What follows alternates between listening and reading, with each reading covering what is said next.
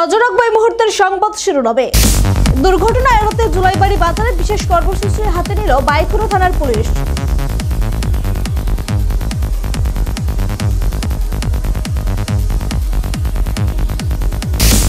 ত্রিপুরা থেকে বহিরাজ্যে পাচারের সময় 2 কোটি টাকার শুকনো গাঁজা আটক অসম পুলিশের হাতে।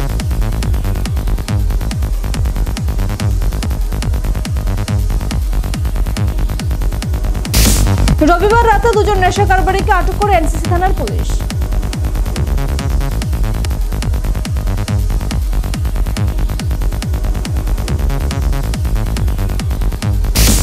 ওয়ান নর্থ ইস্ট জনসভা নিয়ে বিজেপি পাল্টা সাংবাদিক সম্মেলন করল বিজেপি কার্যালয়ে।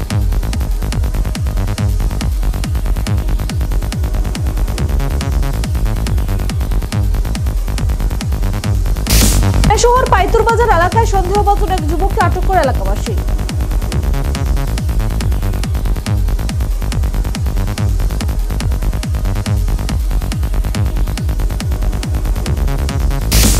সুস্থ হয়ে শীতকালীন অধিবেশনের প্রথম দিনে সোমবার রাজ্যসভায় অংশগ্রহণ করেন সাংসদ রাজীব ভট্টাচার্য।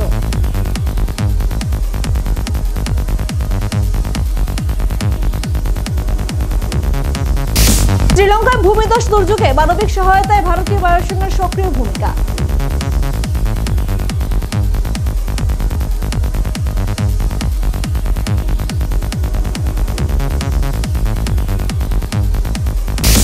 আবারও ভারতের জলসীমানা লঙ্ঘন করার অভিযোগে বাংলাদেশি একটি ট্রলার সহ 15 জন মৎস্যজীবীকে আটক করে ভারতের নৌবাহিনী।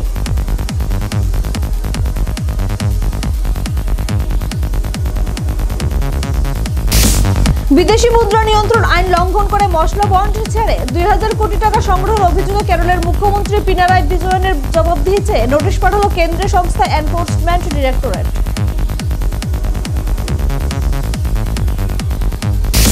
সংসদ নাটকের জায়গা নয়, অধিবেশন শুরুর আগে মোদির খোঁচা।